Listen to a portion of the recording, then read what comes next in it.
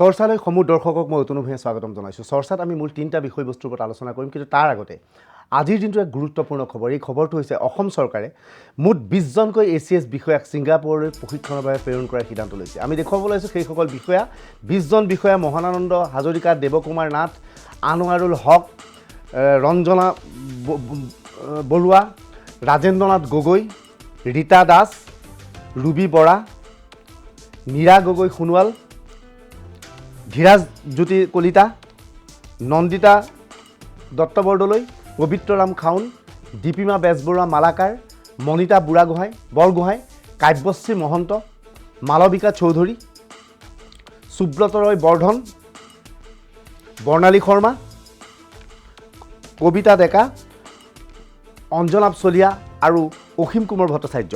পুনৰ কৈছোঁ, এই 20জন বিষয়াক ৰাজ্য চৰকাৰে ছিংগাপুৰলৈ প্ৰেৰণ কৰাৰ সিদ্ধান্ত লৈছে। 16ৰ পৰা 20 ডিচেম্বৰ পৰ্যন্ত তেওঁলোক থাকিব। পুনৰ দৰ্শকসকলক এই বিষয়াকেইজনৰ নাম স্ক্ৰীণত দেখুৱাইছোঁ। মুঠ 20জনকৈ ACS বিষয়াই 20জনকৈ ACS বিষয়াক ৰাজ্য চৰকাৰে প্ৰেৰণ কৰিব লৈছে 16ৰ পৰা 20 ডিচেম্বৰলৈ ছিংগাপুৰত তেওঁলোকে প্ৰশিক্ষণ ল'ব। এতিয়া প্ৰশ্ন হৈছে, আজিৰ তাৰিখত ACS বিষয়াক ৰাজ্যৰ ৰাজকোষৰ ধন ব্যয় কৰি প্ৰশিক্ষণৰ বাবে প্ৰেৰণ কৰাৰ প্ৰয়োজনীয়তা কিমান? প্ৰকৃততে ছিংগাপুৰত তেওঁলোকে কি প্ৰশিক্ষণ ল'ব সেয়াও প্ৰশ্নৰ বিষয় হৈ পৰিছে। যিটো সময়ত পৰিকল্পনা শিতানৰ বৃহৎ পৰিমাণৰ ধন, কেৱল 20% ধন এই পৰ্যন্ত ব্যয় হৈছে, বাকী ধন জমা ৰখা হৈছে। সেই সময়ত প্ৰশিক্ষণৰ নামত এই ACS বিষয়াসকলক ৰাজ্য চৰকাৰে ছিংগাপুৰলৈ সম্পূৰ্ণ চৰকাৰী ব্যয়েৰে পঠিওৱাৰ সিদ্ধান্ত লৈছে। 16ৰ পৰা 20 ডিচেম্বৰৰ ভিতৰত তেওঁলোক যাব আৰু সম্পূৰ্ণ ধন ব্যয় কৰিব ৰাজ্য চৰকাৰে। এই বিষয়াসকলৰ মাজত আছে গৃহ বিভাগৰ যুটীয়া সচিবৰ পৰা আৰম্ভ কৰি DRDA প্ৰজেক্ট ডিৰেক্টৰলৈকে বিষয়াসকল আছে। এই বিষয়াসকলক ছিংগাপুৰলৈ প্ৰেৰণ কৰাৰ সিদ্ধান্তক লৈ পেলাই ইতিমধ্যে যথেষ্ট বিতৰ্কৰ সৃষ্টি হৈছে।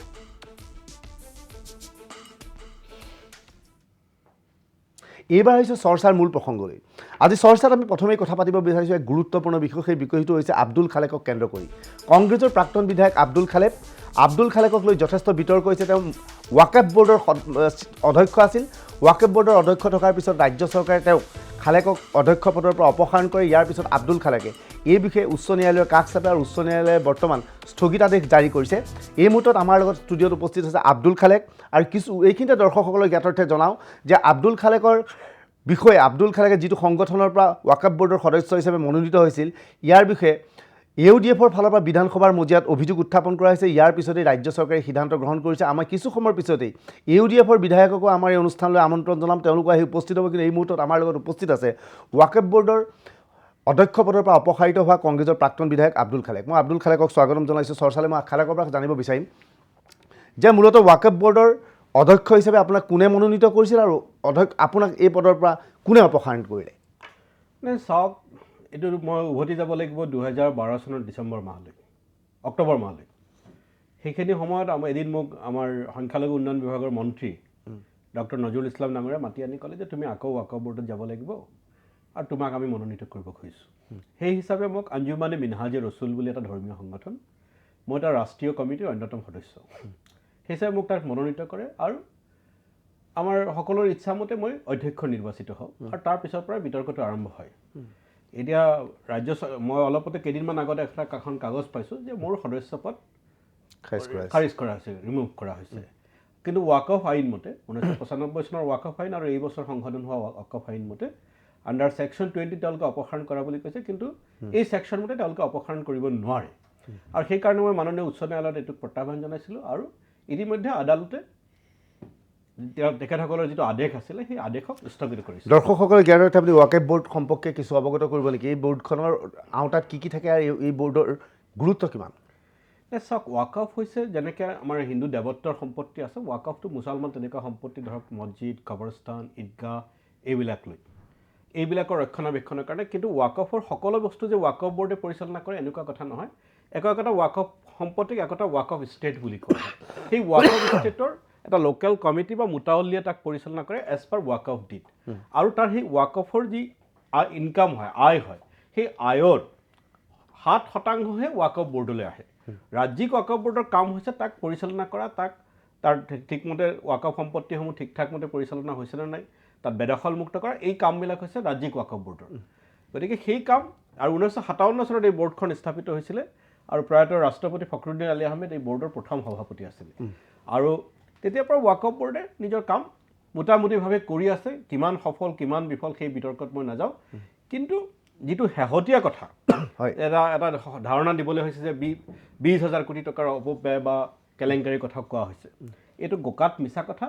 কিন্তু হয়, আমাৰ সম্পত্তিৰ পৰিমাণ কিন্তু আমাৰ যিখিনি ৰেজিষ্টাৰ্ড প্ৰপাৰ্টি, ৰেজিষ্টাৰ্ড প্ৰপাৰ্টি প্ৰায় আমাৰ 20,000 বিঘা। এনেধৰণৰ কথা কোৱা হৈছিল যে আপুনি যেতিয়া ৱাকফ বৰ্ডৰ সদস্য বা চেয়াৰমেন আপোনাক নিয়োগ কৰা হৈছিল, তেতিয়া আপুনি মুখ্যমন্ত্ৰী তৰুণ গগৈ যথেষ্ট ঘনিষ্ঠ আছিল, আপুনি প্ৰেছ সচিবৰ দায়িত্ব আছিল, কিন্তু পৰৱৰ্তী সময়ত আমাৰ প্ৰেছ সচিবৰ পৰা অপসাৰণ কৰা হ'ল, এই পদৰ পৰা শেহতীয়াভাৱে অপসাৰণ কৰা হ'ল। এই কথা এনেকুৱা নেকি যে আপুনি বিসম্বাদী শিবিৰৰ নেতা হিমন্ত বিশ্ব শৰ্মাৰ সৈতে ঘনিষ্ঠ হোৱাৰ বাবে আপোনাক অপসাৰণ কৰা হ'ল?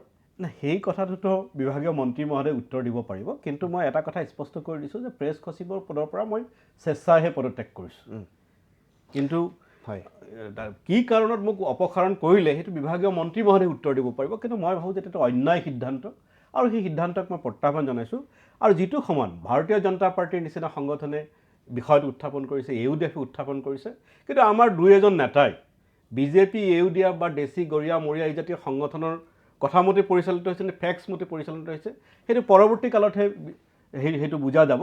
কিন্তু মই ভাবোঁ যে এই সিদ্ধান্তই কংগ্ৰেছক উপকৃত নকৰে, কংগ্ৰেছক অপকাৰহে কৰিছে। কিন্তু দেখা গৈছিল যে বিধানসভাৰ মজিয়াত AUDFৰ ফালৰ পৰা গুৰুতৰ অভিযোগ আনিছিলে আপোনাৰ যি সংগঠন, সেই যি সংগঠনৰ প্ৰতিনিধি হৈ আপুনি আহিছিল, সেই সংগঠন ভুৱা বুলি কৈছিল যে অসমত এই সংগঠনৰ কোনো অস্তিত্ব নাই।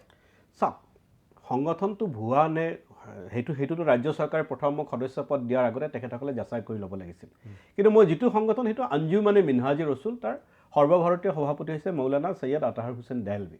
মৌলানা সৈয়দ দেহলভী আজি কেইবাবছৰ ধৰি ৰাজ্যত বিভিন্ন কামত আহি আছে, তেখেতৰ সংগঠন হৈ কাম কৰি আছে। আৰু 2005 চনত এই আঞ্জুমানে মিনহাজী ৰচুলৰ এটা ৰাষ্ট্ৰীয় অভিৱৰ্তন অনুষ্ঠিত হৈছিল গুৱাহাটী মহানগৰৰ প্ৰাগজ্যোতি ITA প্ৰাগজ্যোতিত, আৰু তাত স্বয়ং মুখ্যমন্ত্ৰী মহোদয়ে অংশগ্ৰহণ কৰিছিল। এতিয়া মাননীয় মন্ত্ৰী মহোদয়ে এই কথাও স্পষ্ট কৰিব লাগে, যদি ভুৱা সংগঠনেই হয় তে সেই সংগঠনৰ মুখ্যমন্ত্ৰী মহোদয়ে প্ৰতিনিধিত্ব কৰা, মুখ্যমন্ত্ৰী মহোদয়ে যিখন সভাত অংশগ্ৰহণ কৰিছে, সেই সংগঠনটোক যদি মাননীয় মন্ত্ৰী মহোদয়ে ভুৱা বুলি কয়, মোৰ ক'বলৈ একো নাই। এতিয়া সেই কথা তেখেতে স্পষ্ট কৰা ভাল। আপুনি কংগ্ৰেছৰ এজন প্ৰাক্তন বিধায়ক, কংগ্ৰেছৰ এজন নেতা, তৎসত্বেও কংগ্ৰেছৰ এজন মন্ত্ৰী আপোনাক অপসাৰণ কৰিলে, এই বিষয়ে আপুনি মুখ্যমন্ত্ৰীৰ ওচৰত অভিযোগ দাখিল কৰিছে নেকি? নাই, চাওক, যিহেতু মই কাগজখন পোৱা বেছি দিন হোৱা নাই, আৰু মই কাগজখন পোৱাৰ সেইখিনি সময়ত মুখ্যমন্ত্ৰী মহোদয় ৰাজ্যত নাছিলোঁ, গতিকে স্বাভাৱিকতে মই এই কথা জনোৱা নাই। কিন্তু যিহেতু এটা অন্যায় সিদ্ধান্ত, সেইকাৰণে এই সিদ্ধান্তক মই উচ্চ ন্যায়ালয়ত প্ৰত্যাহ্বান জনাইছোঁ, আৰু ইতিমধ্যে উচ্চ ন্যায়ালয়ে এইটোক ষ্টেটাছ কৰি দিছে। কিন্তু এনেধৰণৰ কোৱা হৈছে আপুনি যিটো সংগঠনৰ পৰা প্ৰতিনিধিত্ব কৰি আহিছে, সেই সংগঠনৰ আমি শুনামতে যে বিভিন্ন জিলাত তেওঁলোকৰ কমিটি থাকিব লাগিব, কিন্তু অভিযোগ আহিছে যে আপোনাৰ কোনো জিলাত সেই সংগঠনৰ কোনো ধৰণৰ কমিটি নাই। চাওক, সংগঠন এটাৰ ব্যাপ্তি কিমান হ'ব সেইটো এটা গাইডলাইন থাকিব লাগিব। এই কথা সঁচা যে আঞ্জুমানে মিনহাজী ৰচুলত ৰাজ্যৰ আটাইবিলাক জিলাত সংগঠন নাই, কিন্তু সেইটো কোন গাইডলাইনত লিখা আছে যে যি সংগঠনৰ সদস্য হ'ব লাগিব সেই সংগঠনৰ আটাইবিলাক জিলাত সংগঠন থাকিব লাগিব বুলি ক'ৰবাত লিখা আছে নেকি? আৰু যদি নাই, সেইটো মোক দিয়াৰ আগতে চৰকাৰে মন্ত্ৰী মহোদয়ে সেইটো স্পষ্ট কৰি ল'ব লাগিছিল। মইতো তেখেতৰ ওচৰত কেতিয়াও আবেদন কৰা নাই যে মোক সদস্য পদ দিয়ক, মইতো ভিক্ষাৰ পাত্ৰ লৈ তেখেতৰ ওচৰত যোৱা নাই। তেখেতে সদস্য দিছে, এতিয়া আকৌ তেখেতে গুচাইছে, সেই উত্তৰ তেখেতেই দিব পাৰিব, মই কেনেকৈ কওঁ? ইতিমধ্যে নেশ্যনেল কংগ্ৰেছ পাৰ্টি NCPৰ ফালৰ পৰা গুৰুতৰ অভিযোগ আনিছে যে ৱাকফ বৰ্ডৰ বিভিন্ন মাটি বিভিন্ন কংগ্ৰেছীয়ে দখল কৰিছে, ইয়াত 1,000 কোটি টকাৰ ভূমি কেলেংকাৰী হৈছে বুলি অভিযোগ আহিছে। আপুনি ইয়াৰ অধ্যক্ষৰ দায়িত্বত আছিল, আপুনি কি ভাবে যে ভূমি দখলৰ ঘটনা সংঘটিত হৈছে? মই ভাবোঁ যে কোনো কংগ্ৰেছ নেতা বা কোনো ৰাজনৈতিক দলৰ নেতাই এই সম্পত্তি দখল কৰিছে বুলি মই নাভাবোঁ। কিন্তু যিটো কথা হৈছে, দুৰ্নীতিৰ অভিযোগ উত্থাপন হৈছে, অকল NCP নহয়, BJPয়েও কৈছে। মই ভাবোঁ যিহেতু এটা প্ৰশ্ন উত্থাপিত হৈছে, গতিকে মই নিজে বিচাৰোঁ যে ইয়াৰ এটা CBI তদন্ত হ'ব লাগে, ইয়াৰ এটা বা ন্যায়াধীশ পৰ্যায়ৰ তদন্ত হ'ব লাগে, যাতে সকলোৰে সন্দেহ দূৰ হয়। মই এই তদন্তৰ পক্ষত, বিভিন্ন সংগঠনে যিটো দাবী কৰিছে সেইটো স্পষ্ট হৈ যাব। এই মুহূৰ্তত আব্দুল খালেক ডাঙৰীয়া আমাৰ লগত আন্তঃ ষ্টুডিঅ'ত আহি উপস্থিত আছে AUDFৰ বিধায়ক চেৰমান আলী ডাঙৰীয়া। চেৰমান আলী ডাঙৰীয়া, আপোনাক স্বাগতম জনাইছোঁ। মই দেখা গৈছিল যে বিধানসভাৰ মজিয়াত আপোনালোকে আব্দুল খালেকৰ বিৰুদ্ধে গুৰুতৰ অভিযোগ উত্থাপন কৰিছিল। মূলতঃ আপোনালোকে খালেকৰ বিৰুদ্ধে কি অভিযোগ আনিছিল? নাই, আমাৰ যিটো ৱাকফ এক্ট 1995, এই ৱাকফ এক্ট মতে তেখেত যিটো ধাৰাত মেম্বাৰ হৈছে rule 14C, 1 and not more than 2 members to be nominated by the state government representing eminent Muslim organization. এতিয়া কথা হ'ল, ইয়াত আছে যে এমিনেণ্ট মুছলিম অৰ্গেনাইজেশ্যন হ'ব লাগে, প্ৰখ্যাত মুছলিম সংগঠন হ'ব লাগে। তেখেত যিটো সংগঠনৰ পৰা আহিছে, আঞ্জুমানে মিনহাজী ৰচুল সাল্লাল্লাহু আলাইহি ওয়াসাল্লাম, এই সংগঠনটো কিমানখিনি অখ্যাত নে প্ৰখ্যাত সেই কথা অসমৰ ৰাইজে জানে। আজি আমি যেনেকৈ জামাতে ইছলামী হিন্দ বা জমিয়ত উলেমায়ে হিন্দ বা নদৱাতুত তামিৰ বা আহলে হাদিছ, এই সংগঠনবোৰৰ নাম ক'লে বিভিন্ন জাতি ধৰ্ম মানুহে প্ৰায় সকলোৱে জানে যে এনেকুৱা মুছলিম সংগঠন আছে কিন্তু আঞ্জুমানে মিনহাজে ৰচুল বুলি ক'লে বোধহয় অসমৰ 2% মানুহে জানে নাই সেইটো সন্দেহ আছে তাত খালেক ডাঙৰীয়াই কৈছে যে তেখেতসকলৰ এতিয়ালৈ ষ্টেট জিলা যিবোৰ কমিটি সেইবোৰ হোৱা নাই গতিকে এই কথাবোৰৰ পৰা গম পোৱা যায় এই সংগঠনটো কিমান দূৰ অখ্যাত নে প্ৰখ্যাত তাৰোপৰি কিছু ইম্পৰ্টেণ্ট মই ফেক্টছ ৰাইজৰ জ্ঞাতাৰ্থে জনাব খোজোঁ আমাৰ খালেক ডাঙৰীয়া 2011 চনলৈ 6 চনৰ পৰা সদস্য আছিলে বিধানসভাৰ 2011 চনত নতুনকৈ নিৰ্বাচন হ'ল আৰু সেই নিৰ্বাচনত পৰাজিত হোৱাৰ পিছত যাতে তেখেতৰ চেয়াৰমেনশ্বিপটো কণ্টিনিউ হৈ থাকে তাৰ কাৰণে তেখেতক মেম্বাৰ দিয়া হ'ল 1 মাৰ্চ 2011 চাব দেই কইনচিডেঞ্চটো তেওঁ আগতে মেম্বাৰ নহয় জাষ্ট তেওঁৰ বিধানসভাৰ মেম্বাৰশ্বিপ যেতিয়া যাবলৈ ওলাইছে সেই মুহূৰ্তত তেওঁ আঞ্জুমান মিনহাজে ৰচুল নামৰ সংগঠনটোৰ সদস্য ভৰ্তি হৈছে তাৰোপৰি আমাৰ এই বিধানসভাৰ প্ৰশ্নটোত আমি উত্তৰ বিচাৰিছিলোঁ যে ইয়াৰ ষ্টেট কমিটি কেতিয়া গঠন হৈছে কোন আছে আপোনালোকে জানি আচৰিত হ'ব অসমৰ ৰাইজে এই প্ৰশ্নৰ উত্তৰটো এটি বিধানসভাৰ প্ৰশ্নৰ উত্তৰ চাব এই ওপৰত লিখা আছে 23/3/2013 অৰ্থাৎ এই সংগঠনটোৰ ষ্টেট কমিটি গঠন হৈছে 23/3/2013 আৰু কিছুমান ফেক্ট চাব প্ৰেচিডেণ্টে ইয়াতে 23/3/2013 দিছে যদিও তলত আকৌ চহী কৰি 23/3/2012 ইয়াতে আৰু 2003 লিখি আকৌ 2013 কৰিছে